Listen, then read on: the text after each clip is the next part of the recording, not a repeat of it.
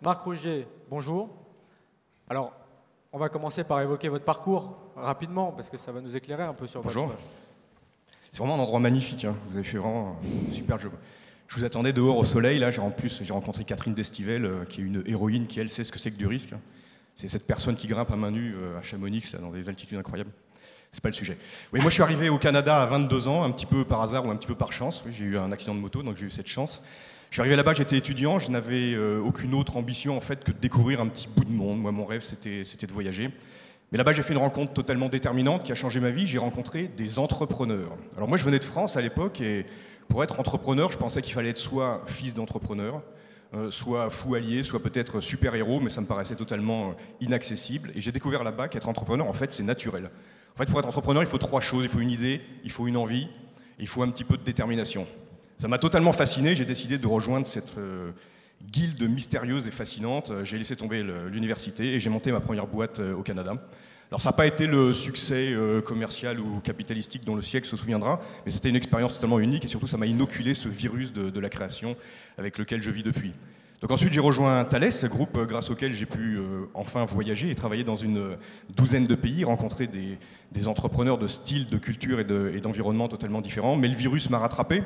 J'ai tout laissé tomber, je suis reparti à zéro et j'ai monté une autre société, Meiosis, avec mon ami Marc Vertès. Et là, nous avons osé nous attaquer à une problématique hyper ardue d'informatique. Je vous passe les détails techniques parce que si Excel est compliqué, ça c'était vraiment hyper compliqué. Ça s'appelait la virtualisation d'applications. On s'est battu pendant 5 ans. En passant, ça a été financé par du capital risque et je souligne et salue l'audace et la vision des investisseurs qui nous ont suivis. On s'est battu pendant 5 ans. Au bout de 5 ans, on a déposé 23 brevets, on a résolu le problème, on a signé des accords stratégiques avec des clients américains et IBM a acquis la société considérant qu'effectivement il y avait une grande valeur ici. J'ai passé 2 ans à IBM, société magnifique, mais le virus a encore frappé. Et donc je suis reparti, et là avec un autre ami, Ludovic Lemohan, j'ai monté une autre société qui s'appelait Goodjet.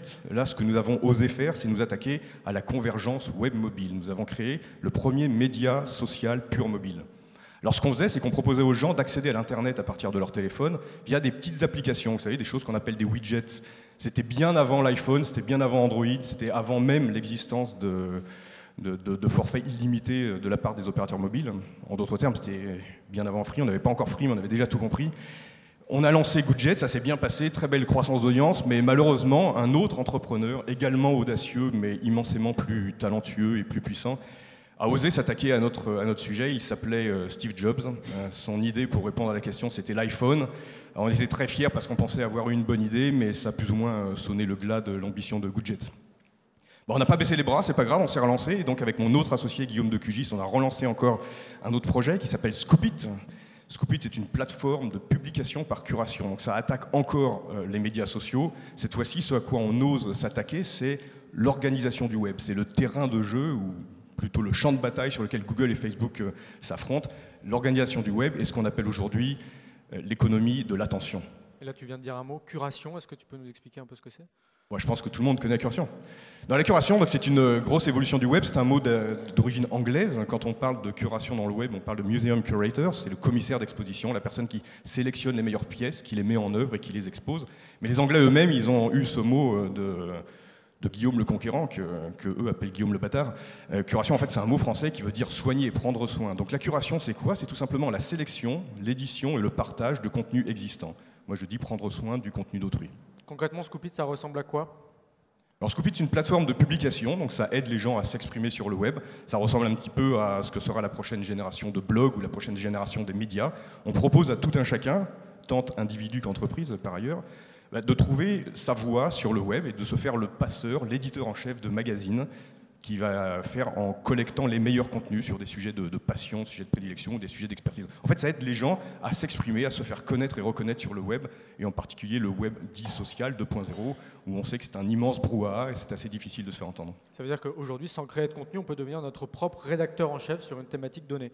Voilà, tout à fait. Ce qui est important quand on s'exprime, c'est pas uniquement notre capacité d'écrivain, mais c'est surtout la passion ou l'expertise qu'on va mettre sur un sujet. Nous, ce qu'on propose, c'est aux gens ou aux entreprises qui ont envie ou qui ont besoin de se faire entendre, de se faire connaître, d'acquérir une réputation sur le web. Si vous êtes écrivain et que vous avez le temps, la patience, le talent, le savoir-faire technique d'écrire, c'est très bien. Mais sinon, si vous avez une réelle passion, un réel savoir, devenir le passeur, l'organisateur, le découvreur du meilleur contenu et d'offrir ce contenu à la communauté, c'est extrêmement vertueux. Scoopit, aujourd'hui, c'est combien d'abonnés, combien de visiteurs ? Alors on a ouvert Scoopit l'année dernière, l'offre commerciale date de novembre, et aujourd'hui nous avons déjà 3 millions de visiteurs, une croissance mensuelle à 2 digits, et on couvre à peu près tous les pays. Aux dernières nouvelles, on n'avait toujours pas de curateur ni au Soudan ni au Kyrgyzstan, mais sinon à peu près tous les autres pays. Donc lancer un média social en France, aujourd'hui, c'est possible? Non, honnêtement, lancer un média social en France, c'est absolument pas possible. Non, moi j'ai quelque chose que j'aimerais proposer aux politiciens, c'est que je pense qu'en France, on devrait lancer uniquement des fromageries et des parfumeries, c'est-à-dire des domaines industriels dans lesquels on a un leadership traditionnel et établi de longue date.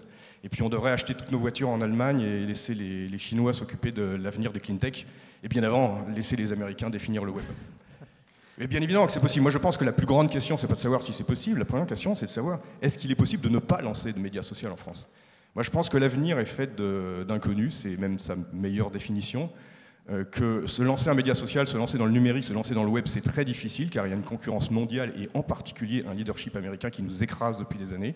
Mais il n'y a pas que dans le web, il n'y a pas que dans le numérique, ça concerne les biotech, ça concerne l'énergie, ça concerne tous les pans qui feront en fait l'industrie de demain. Et c'est très important qu'on s'y lance. Alors vous faites beaucoup de conférences et il y a à chaque fois énormément de personnes qui viennent vous demander à la fin « mais est-ce que je peux prendre le risque de lancer cette société ?» Et je crois que vous avez une réponse assez intéressante sur la prise de risque. Alors moi je suis époustouflé par l'importance du mot risque dans la culture française. Le risque c'est cette espèce de monstre poilu, hirsute, diabolique jusqu'au bout des ongles qui en fait légitime qu'on fasse rien. C'est le risque, ça explique ou ça donne une raison d'être à notre immobilisme et à notre conservatisme. En fait le risque ça peut être dompté, le risque c'est pas grave. Le risque, sa définition technique, c'est quoi? C'est juste la probabilité qu'un danger se réalise. En fait, c'est une mesure ou une perception de l'inconnu de l'avenir.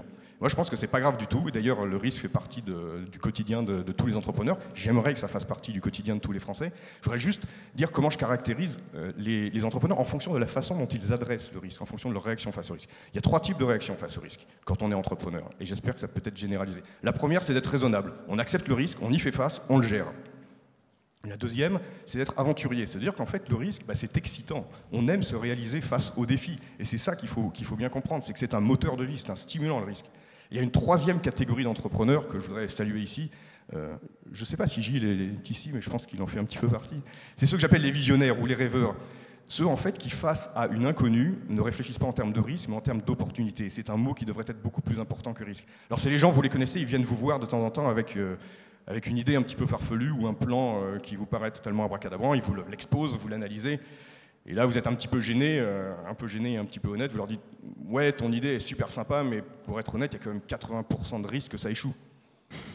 Et eux, ils repartent avec un grand sourire, ils se lancent et ils réalisent quand même leur idée, parce qu'en fait, ce qu'ils entendent, c'est « ouais, ton idée, elle est quand même sympa, mais il y a 20% de chances que ça réussisse ». C'est ça qu'il faut comprendre, c'est que le risque et l'opportunité, c'est les deux faces d'une même pièce, et cette pièce, c'est simplement l'inconnu de l'avenir, à nous de le définir et à nous de jouer. Merci Marc. 3 questions, 3 réponses du tac au tac. Alors on va rester sur le risque. Et en fait, vous avez un peu abordé ma première question lors de votre intervention. C'est en France, est-ce que le capital risque existe encore? La question sera beaucoup plus dure l'année prochaine parce qu'il croise une phase très difficile. Alors le capital risque, déjà, avec mes amis investisseurs, on a décidé qu'on allait le rappeler capital opportunité, parce que ça s'appelle quand même capital aventure en Amérique. C'est quand même. Oui, aujourd'hui, ça passe une phase qui est très délicate. C'est un des dommages collatéraux de la crise financière dans laquelle le monde est entré par plusieurs étapes depuis 2008. Donc il y a moins d'argent disponible selon certains canaux, mais il existe encore des capitaux risqueurs très dynamiques, très audacieux en France. On commence à avoir une profondeur de savoir-faire en France qui est assez spectaculaire si on la compare en Europe. On n'est bien évidemment pas tout à fait au même niveau que les US, mais ça existe encore en France. Oui, c'est encore très dynamique. Il y a de plus en plus de business angels. Il y a des fonds audacieux, mais il faut remarquer qu'on n'est pas dans la passe la plus agréable que le métier ait connue. Du coup, il y a un lien quand même avec ma seconde question. Vous avez vécu au Canada, vous avez entrepris au Canada, vous avez fait beaucoup de voyages, vous avez beaucoup voyagé. Est-ce que vous pensez que la France est une terre d'entrepreneurs ? Alors, la France sera une terre d'entrepreneurs ce soir. Ça ne l'est pas encore tout à fait. Moi, ce que je trouve de totalement hallucinant en France, c'est l'immensité des talents, la profondeur des opportunités, la chance qu'on a de vivre dans ce pays. Mais justement, ce spectre du risque qui nous coince, c'est en fait l'immobilisme dans lequel on est. En France, on préfère préserver un status quo que prendre le risque de définir quelque chose de meilleur. En termes de talent, il n'y a aucun doute qu'on est au niveau. En termes de mentalité, on n'y est pas encore. Mais ça change. Moi, je parle beaucoup avec des jeunes entrepreneurs, avec des étudiants. J'essaie de leur expliquer précisément que que le risque, c'est pas grave, que même c'est marrant, et que non seulement on peut s'enrichir, mais même si on ne s'enrichit pas, c'est pas le sujet. Le sujet, c'est de devenir quelqu'un, de faire face au risque et d'avancer. Et c'est en train d'arriver. Je croise de plus en plus d'entrepreneurs, de plus en plus de gens qui se lancent. Et même le balancier est parti de l'autre côté, ils connaissent même plus le mot risque, et c'est absolument merveilleux. Alors, ils vont pas tous faire le Google ou le Facebook de demain, mais ce qui est certain, c'est qu'ils vont tous vivre une tranche de vie extraordinaire. Ça leur fait du bien individuellement, et je pense que ça nous fait du bien collectivement aussi. Ok, merci. Remarque, j'ai une dernière question qui est facile. Est-ce que vous auriez un scoop à nous donner aujourd'hui? Oui, non, j'ai pas de scoop à vous donner aujourd'hui, mais je voulais dire que j'ai rencontré Catherine Destivelle, j'ai déjà dit. Merci beaucoup. Non, Catherine, félicitations. Merci beaucoup, Marc. Félicitations pour votre parcours. Bravo.